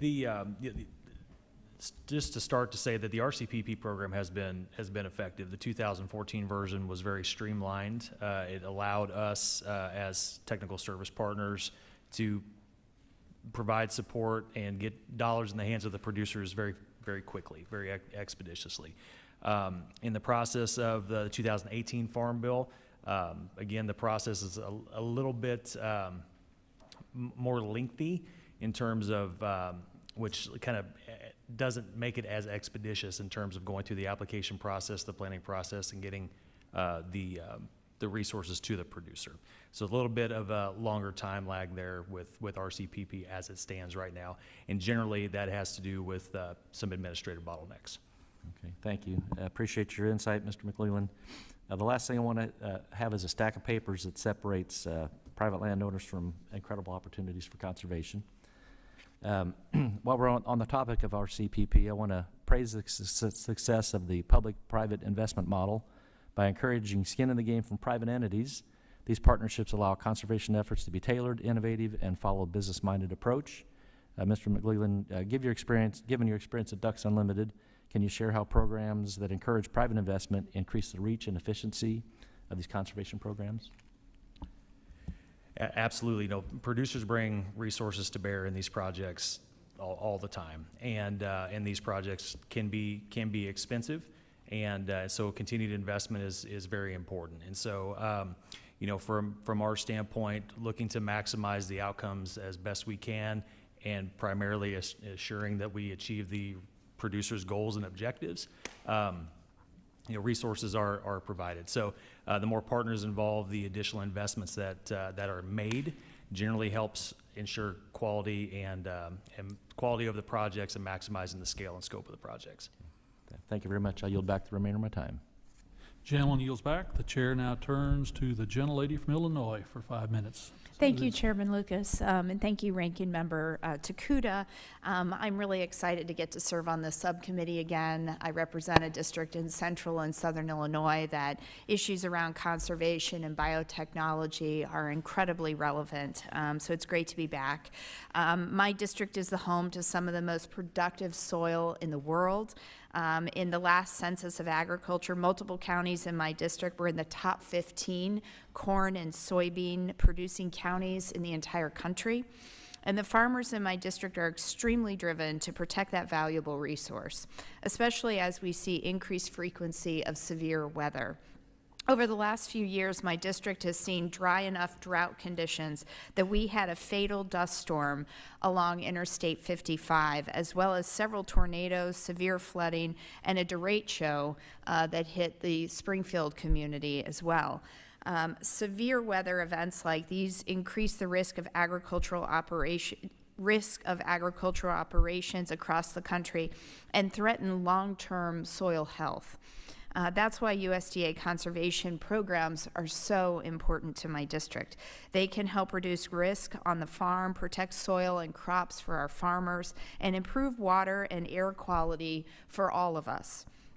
With that in mind, I want to talk about how we can help farmers access the critical programs to reduce the risk of their operations. Just an example, in Illinois at the state level, we have the Cover Crops Premium Discount Program. That allows a $5 per acre premium discount on crop insurance for acres where cover crops are planted. This is a great program that many farmers have taken advantage of, but $5 an acre is certainly below the cost of adoption for cover crops. Mr. Fink, if I could ask you this question, I know that American Farmland Trust has been active in uplifting conservation practices as a part of risk management. In your opinion, how could the federal crop insurance program be updated to better reflect proven risk-reducing properties of conservation? Thank you for that question, Congresswoman. I'll say first and foremost, we need to make sure that the crop insurance system is not conflicting with these good farming practices. There's been a lot of progress on that front. There's still probably more progress to be made. I think the other aspect is that when we look at the crop insurance system, if we're talking about creating additional incentives, it's something that has to be actuarially sound. And the good news is when we look at cover crop adoption, we've seen a lot of the research, it is reducing overall indemnity payments in the face of a lot of these extreme weather events. It's also reducing prevent planting payments. And so whatever we can do that looks at the actuarial soundness, builds the research to make that case, and ultimately our goal is to reward farmers for practices that are saving the public money and saving themselves money. Great, thank you. And maybe just a follow-up question for any of the panelists. If you could share how conservation practices have reduced risk for you or members of your organization, I'd love to hear about that as well. Some of the most important conservation practices that have been funded have been things like invasive species removal to reduce fire fuel loads and cutting fire breaks. This is protecting not only the ranch and the producer, but the community around the ranch, which makes them a good neighbor. It helps their business, and it's better for the planet. Great. Anyone else? Yeah, I would just add that, from our standpoint, conservation programs like WRE, Wetland Reserve Easement, they add to the safety net. You don't know, in my home state of Missouri, we see flooding somewhat frequently, and so the opportunity to have a program like WRE that can do a wetland restoration project and be available as an option to a producer, is part of risk management. It can be a solution there in terms of taking a loss on those acres, 3 out of 5 years. So it's really important, and it's decisions that we see get made, and we're thankful to have options for producers like that. Okay, thank you. One of the things that hasn't been mentioned this morning is the Emergency Watershed Protection Program that is a component of the Small Watershed Program, which, when administered, helps areas recover from the type of disasters that you're talking about. And it's an opportunity for NRCS to have a role in that recovery and provide that safety net to producers. Thank you. Just one thing quickly that hasn't been mentioned, and as far as conservation and the feral swine program that was initiated in the 2018 Farm Bill is very important to Texas, very important to much of the southern states. And as we go forward, and I know this committee and the full committee has probably already heard about the New World screwworm issue moving north, I think those types of programs are still going to be very, very important. Just wanted to get that mentioned. Thank you. I yield back, Mr. Chairman. Thank you. Gentlelady yields back, and that is an understatement by the President of Texas Farm Bureau about the nature of screwworms and the curse called feral hogs, and that in eastern red cedar too. With that, the chair now recognizes the gentleman from Pennsylvania, Mr. Bresnahan, for 5 minutes. Thank you, Mr. Chairman, and to the ranking member for holding this hearing. I am honored to represent Pennsylvania's 8th Congressional District, home to the scenic Pocono Mountains and the Delaware and Susquehanna River watersheds. Interwoven throughout these national treasures, northeastern Pennsylvania is also home to over 1,000 family farms that help and feed to sustain our local communities. The continued success of this relationship between our working lands and our natural landscapes that surround them depends on a strong common sense conservation programs like the ones we are discussing today. Mr. McLeland, I appreciated hearing your testimony and dual perspective, not only as a representative of Ducks Unlimited, but also as someone who runs a cow-calf operation. I specifically want to hear more insights from your boots-on-the-ground perspective. Could you speak to how Ducks Unlimited works with the dairy and cattle industry when it comes to conserving land and supporting our farmers and ranchers? Yeah, absolutely. Thank you for that question, too. For us, it really is multifaceted. We try our best to be technical assistance providers, boots on the ground. So working one-on-one with those producers to help them achieve their conservation goals and assess opportunities for conservation and operational efficiency. So starts there from a conservation planning standpoint, and we're grateful to get to work with those producers and very grateful for all that they do. To take a step further there, if there's opportunities for or a need for financial incentives to do conservation programs that will also increase their profitability, provide wildlife habitat and ecosystem services, we're going to help facilitate that process and bring that needed financial assistance to bear to get them again where they want to go. So that's our role, is to facilitate that process, to be a source of information and help guide them along the way as much as we can. And we're grateful for the opportunity to work in that space. What are the NRCS programs that are most utilized by farmers and ranchers like yourself? Yeah, as we've been discussing here today, it all starts with conservation technical assistance. It starts there with conservation planning, getting those initial site visits, and then the Environmental Quality Incentives Program is a program that has been very important to farmers and ranchers, so taking that a step further, prescribed grazing practices that provide infrastructure for increased profitability and utilization of pasture, pasture planting, native plantings, things like that have been very popular practices that we work with quite a bit, in addition to wetland restoration, the suite of wetland restoration practices where applicable. I think it's important to point out that the direct help that conservation groups like Ducks Unlimited provide to our farmers. Just one last question. Can you expand on the technical assistance that Ducks Unlimited provides and how that partnership with NRCS actually works? Absolutely. So we try our best to be a force multiplier for NRCS. We're grateful for the partnership with them. And in many cases, we're not in every state, but in states of need or high workload where our missions overlap, we are generally working right alongside NRCS, so we have the ability to do conservation planning and provide technical assistance, again, to help facilitate participation in conservation programs that address the needs of the producer. So again, I use that word force multiplier. We try to be added lift out there to help address the demand. Again, it's to be a service to the producer, and so we're there to provide our expertise and support as best we can, hand in hand with NRCS. I appreciate that, and thank you to all the witnesses for giving up a day here to come in and testify. With that, I yield. Thanks.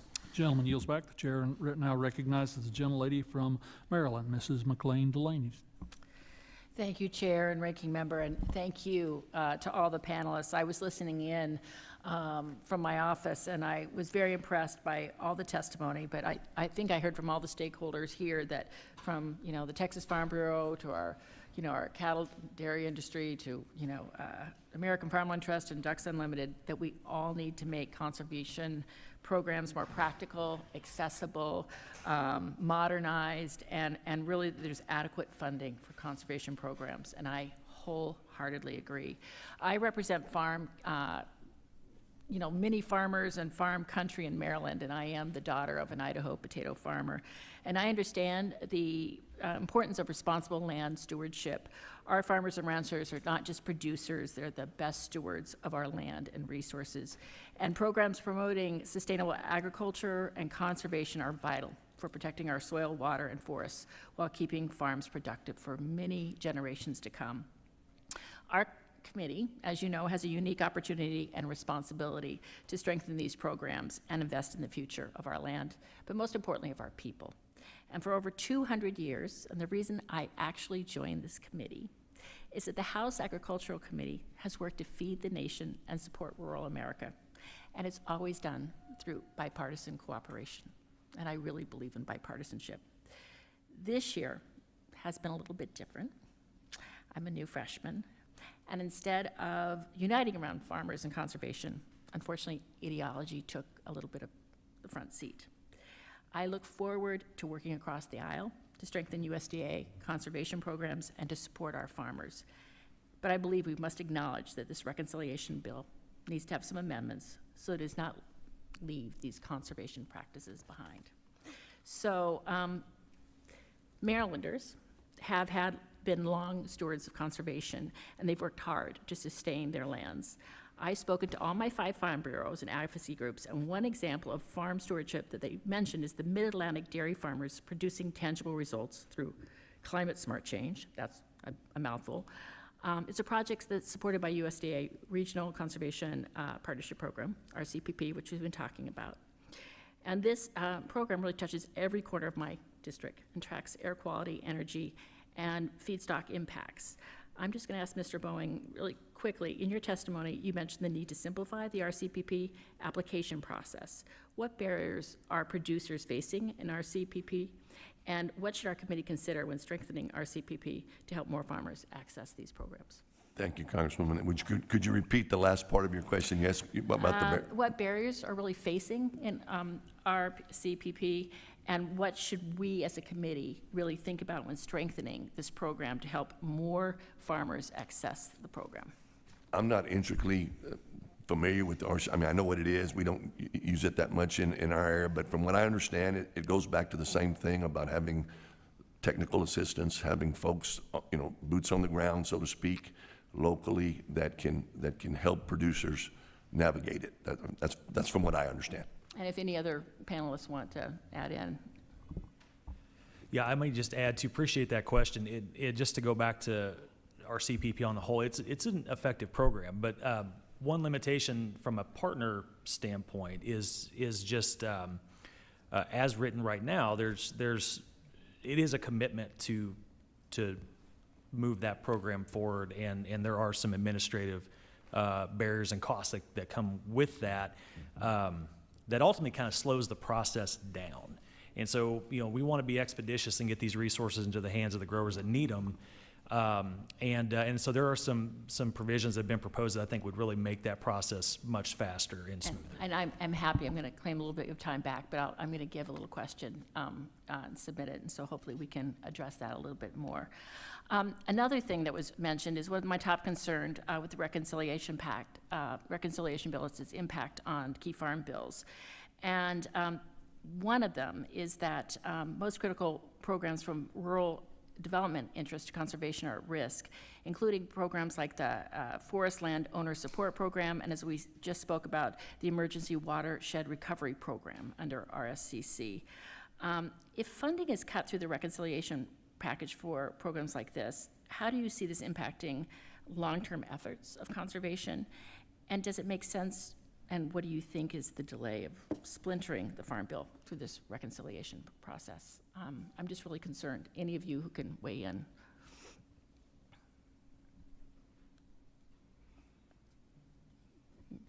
Maybe something, yeah. It's, I'm just concerned about, as we look at all of these programs and we are looking at reconciliation, that we leave some of these priorities behind that are so very important. I'm running out of time, but I will again submit this. I know it takes a little bit more to think about, but I know that 360 million acres of private working lands or forests are in the U.S., and I'm just very concerned about how our reconciliation process might not address. Ladies, time has expired. Chair now recognizes the gentleman from Tennessee for 5 minutes. Thank you, Chairman Lucas, and also thank you to Ranking Member Takuda for holding this hearing, and thank you to our witnesses for taking time to be with us here today. I believe it is fitting to begin my remarks by praising my fellow committee members and Chairman Thompson for their work in passing our portion of the One Big Beautiful Bill Act. This historic legislation redirects nearly $14 billion from the Inflation Reduction Act to critical Farm Bill conservation programs, securing permanent baseline funding. We still have plenty of work to do to pass a complete Farm Bill, but the One Big Beautiful Bill Act provided significant and long overdue investments for our hardworking farmers in rural America. As of 2022, 98% of the over 10,500 farms in Tennessee's 6th Congressional District are family farms. Today, we have heard exceptional testimony advocating for working lands programs and urging Congress to refrain from allowing programs to retire productive and arable land. Mr. Boening, can you elaborate on the impact on family farms if working lands programs are not prioritized and if efforts to retire arable lands are not curbed? Well, I think it'll force farmers out of business. That's what it'll come down to, and it's very important that we keep moving forward with our working lands. And the lands that are most productive need to be treated that way. And then when we look at things like CRP, and we talked about doing the soil classification and those type of things, I think that's what it was intended for, and that's the route we need to go down. Thank you. I agree on that. And by the way, thank you for a special thank you to you. My sister, Radonna, who worked in Farm Bureau in Tennessee for many years, says hello and wanted me to say that. So I know you have a proud tradition as a fourth-generation farmer, and it's good to have you here. And thank you for taking time from what no doubt is a busy schedule. Mr. Boening, staying with you, technical assistance accessibility from the NRCS for conservation programs has been an ongoing issue for years. The provisional changes in the Farm Food and National Security Act address these changes on many levels. Can you explain in detail the urgency in passing these changes and what we will experience if adjustments to technical assistance are not prioritized? Well, thanks for the question, and it goes back to what we've been talking about from what I've mentioned and several other people have mentioned. We need those folks that are locally based and that technical assistant, because it's so much different. Environmental and conservation concerns, issues vary from state to state, and having that technical assistance there at a local level to help those producers navigate what's best for their operation. What's best, in South Texas may not be best in Tennessee. And I think we all know that. So having those technical service providers as boots on the ground locally, I think just enhances the programs, and it makes them much more effective all across the board. Thank you. I couldn't agree more. Mr. Fink, between 2017 and 2022, Tennessee lost over 141,000 farming acres and nearly 6,900 farms. How can Congress utilize NRCS conservation programs to enhance environmental stewardship while also reversing the downward trend in production agriculture acres and operations? One of the foremost priorities, of course, is the transfer of the IRA funding and providing more funding to the Agricultural Conservation Easement Program. That'll enable more of those acres to remain in agriculture. And I'd emphasize that it's not just the eased lands, it's that every farm that is lost makes another farm more vulnerable. So having one easement has a direct impact on other farms in the community. And then continuing the investment in these conservation practices. They are a part of what it means to keep farms viable. They are what makes the farms more resilient in the face of some of the weather that you've experienced. And I also want to congratulate your state for joining the ranks of so many other states and having one of those agricultural conservation easement programs. Absolutely, and I'll just second that. Very proud to see the General Assembly advance a plan there to provide those conservation easements, and I think it's an important first step. Indeed, a first step in my view. We've got to do more to protect our farmland, and it's a delicate issue because we don't want to intrude upon people's rights to do with their property as they see fit, but we do need to safeguard farmland. Thank you, Mr. Chairman. I yield back. Gentleman yields back. The chair sees no one else seeking recognition to ask questions. Before we adjourn today, I would like to invite the ranking member to share any closing comments she might have. Thank you, Mr. Chairman. Thank you very much to our panel of witnesses for a robust and very, I believe, productive conversation. Some of the things that we definitely heard was that increasing investments in conservation programs are something we can all 100% agree on. We cannot fund enough, especially given that the demand often and, quite frankly, outpaces the resources that we're able to put toward it.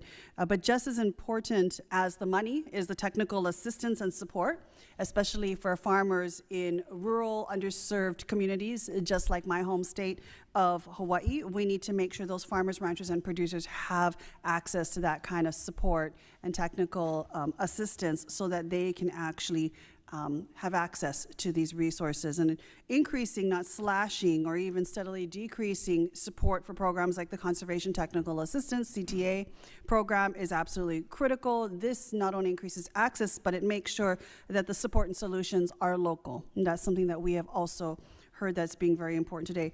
We've heard a lot of talk today about flexibility, but I believe another important word is stability. It's very important that we understand that farmers, ranchers, and producers need to be able to rely on something, and oftentimes that's the NRCS staff.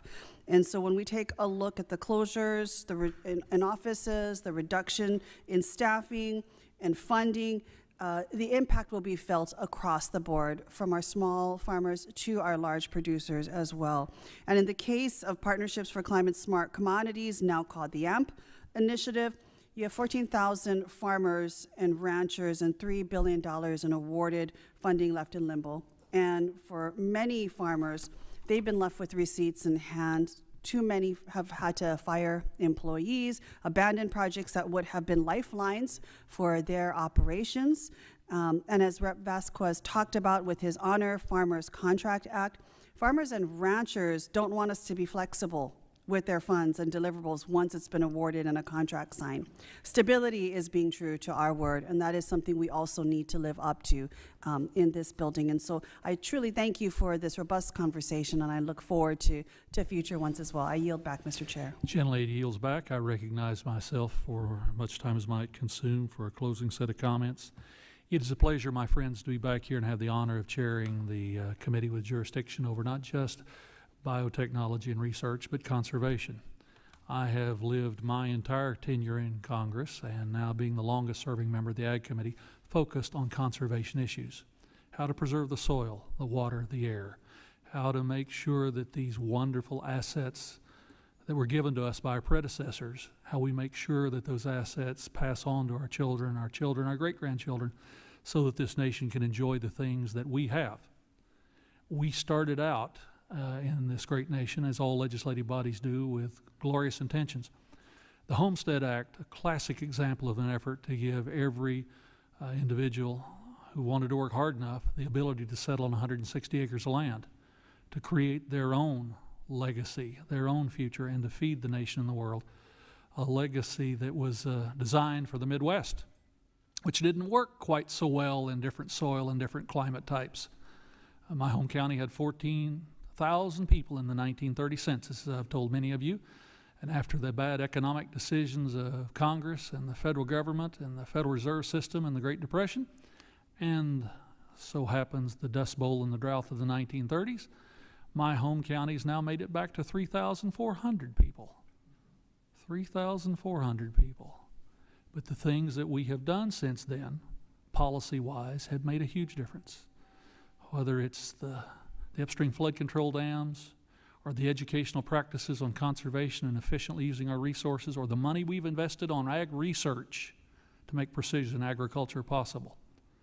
This committee, this subcommittee, while we have a variety of opinions and perspectives about how to implement those policies, have historically worked together.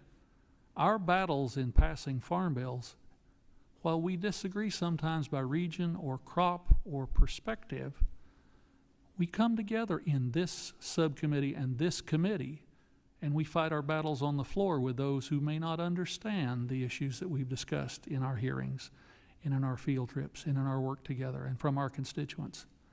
I simply challenge all my friends. Congress is changing. This committee is changing. But the principles of how the Ag Committee works, whether it's conservation or the other practices, still have to stand. We have to come together to move as a common group when we get to the Farm Bill. And whether it's fleshing out what's not done in budget reconciliation, the big beautiful bill, or whatever the process may be, we have to come together and work as a team and build on the efforts of all of our predecessors, of all parties, persuasions, and regions. With that, thank you, witnesses, for an outstanding set of testimony, a willingness to answer in the most precise and straightforward way you possibly can a variety of questions from us. This discussion will continue as the work of this subcommittee and this body continues. But never forget our common goal for the good of the American people. And that, this subcommittee is adjourned. Under the rules of the committee, the record of today's hearing will remain open for 10 calendar days to receive additional material and supplementary written questions from witnesses to any question posed by a member. This hearing of the Subcommittee on Conservation, Research, and Biotechnology is adjourned.